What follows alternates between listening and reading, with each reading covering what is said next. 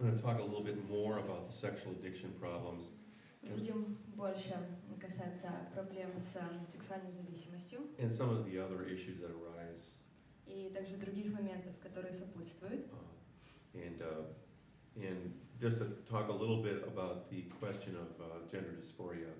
И также коснемся немного вопроса проблем с гендерной идентичностью. And I'm really not an expert on what you could call gender dysphoria.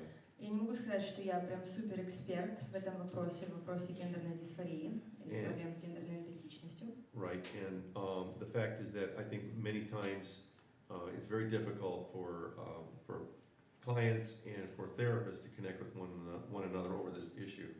И часто очень непросто, то есть найти какую-то вот взаимосвязь или общий язык, когда терапевт и пациент, они сталкиваются с этой проблемой. And for one reason perhaps is that I'm identified as a Christian counselor.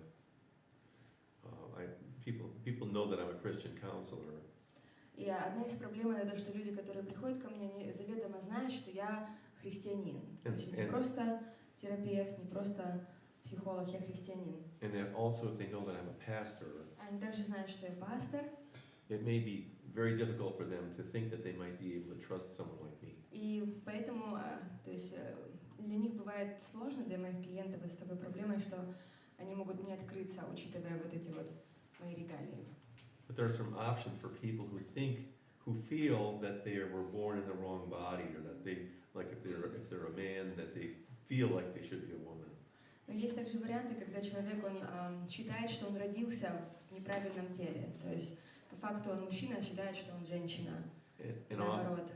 Okay, and often people feel that the best way to deal with this issue is just simply not to try to deal with it at all. И часто эти люди думают, что самый лучший способ разобраться с этой проблемой это вообще с ней никак не разбираться. And secondly, what they try to do is to continue to resolve that issue in regards to the sex that they were born as. Или они пытаются вести себя в соответствии с тем, как им кажется, какого пола они являются.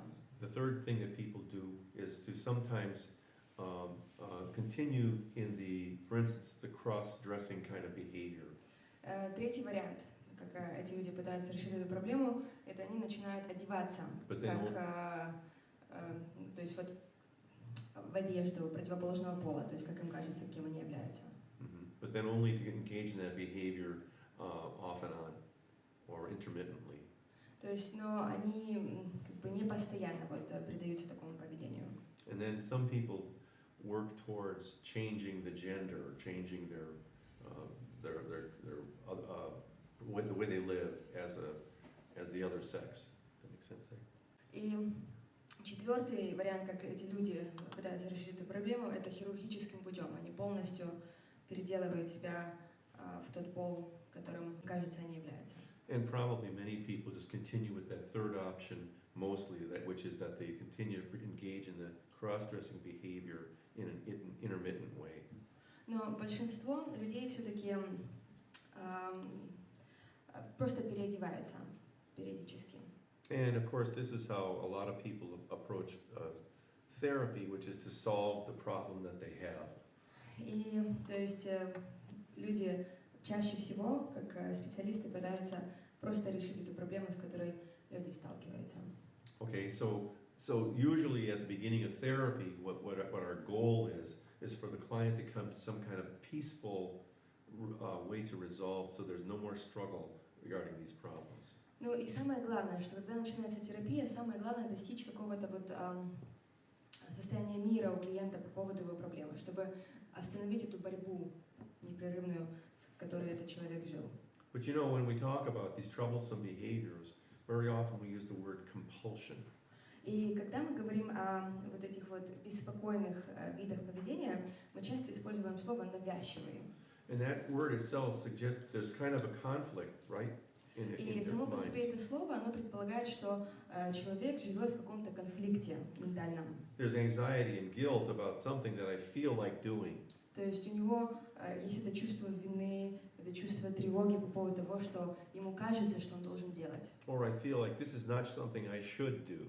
Или то же самое чувство он переживает, когда он кажется, что ему хочется это делать, но ему этого не следует делать. Somehow, somebody out there is disapproving of the things I'm doing. Часто есть люди в окружении этих людей, которые сталкиваются с этой проблемой, которые не одобряют их поведение. Maybe my parents or Это society, может быть либо их родители, либо общество, в котором они находятся. or my pastor, or the church, Или может быть это пастор, церковь, в Or которой я хожу. or God. They somehow disapprove of the things that I'm doing. Или даже Бог, и то есть вот эти все эти категории личности, они так или иначе неодобрительно относятся к моему поведению. Right. So, and what I'm thinking is that perhaps we have to find a way for people to realize that it's going to be difficult either way, no matter which way they go. И я думаю о том, что нам прежде всего нужно помочь таким людям осознать, что какой бы вариант решения проблемы они не выбрали, все равно будет тяжело. То есть вот помочь им смириться с этим. So to come to a position where you're at peace and you have no more conflict over these issues is probably not realistic. И вот это вот состояние, когда человек успокоился и смирился вот с его проблемой, то есть это, можно сказать, не очень реалистично даже в данной ситуации. A lot of people who, for instance, pursue gender reassignment and even do the surgery, Очень многие люди, которые они идут на эти крайние меры и хирургическим путем меняют свой пол, they think that this is going to be a solution and they're going to be at peace about the problem. они считают, почему они это делают, они считают, что это решение их проблемы и что таким образом они обретут мир. But very often this is not the case. Но чаще всего так вообще не происходит. And that they're still going to have to struggle with the problems of disapproval or shame or other things. Борьба со стыдом или с неодобрением она будет продолжаться. So perhaps another way to be at peace about these kinds of problems Какой же еще можно вариант выбрать для того, чтобы обрести мир? to be able to resolve it in our own minds Это как-то вот разрешить эту проблему в уме, is to realize that there's going to be a continuing struggle with things like this. Чтобы это сделать, нужно просто признать, что борьба она будет продолжаться. And that maybe a в этом person is вопросе. going to be tempted in these kinds of things for a long time. И может быть такое, что человек будет достаточно долго испытывать искушение в этой сфере. And that maybe it's all right for me to accept these things, these difficulties in my life as a way to improve my life. И поэтому, может быть, проще всего, может быть, даже не проще, а мудрее всего будет просто принять вот эти вот сложности как непосредственную часть моей жизни и как возможность улучшить то, как я себя чувствую. That maybe this is a way that God is bringing discipline into my life. Может быть, это тот метод, который Бог использует, чтобы дисциплинировать меня. He's giving me a difficult task То есть Он дает мне эту трудную задачу, so that I may grow spiritually. чтобы эта задача она помогла мне вырасти духовно. So really when we talk about complete resolution of something like gender dysphoria or an addiction, complete resolution is probably quite rare.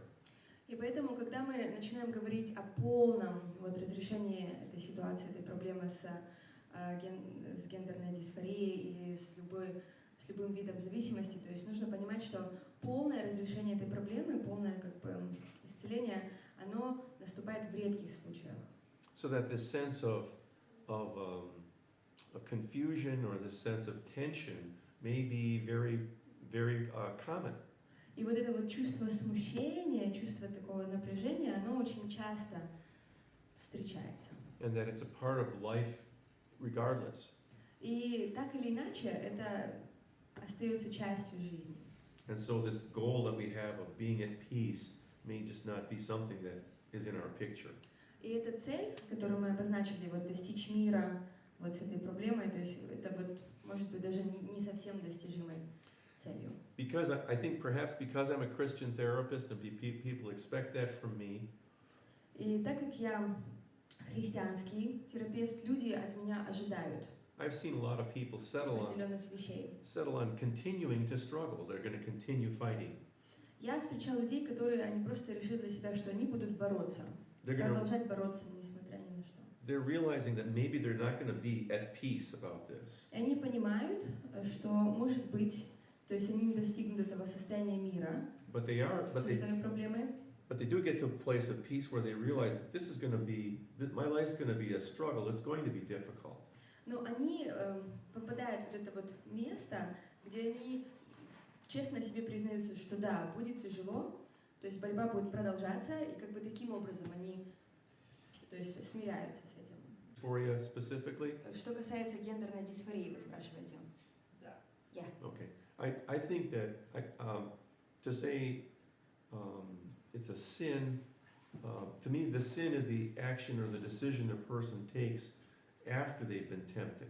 That is, they give in to the temptation. Для меня грех – это когда человек уже сделал какое-то конкретное действие или принял конкретное решение. То есть это результат Да, чего-то, порог результат. это путь к этому греху. Okay, so in this disorder, like this drawback, so to say, болезнь it's это то, что when a нужно person is лечить. on the way to this sin, and so this is a disorder and has to be treated, right? Мы говорим, человек борется с онкологией. Он So борется с we онкологией. say that the Так person же нужно is бороться и fighting and с, struggling with cancer. Mhm. So, and this is how we should struggle with this kind of disorder.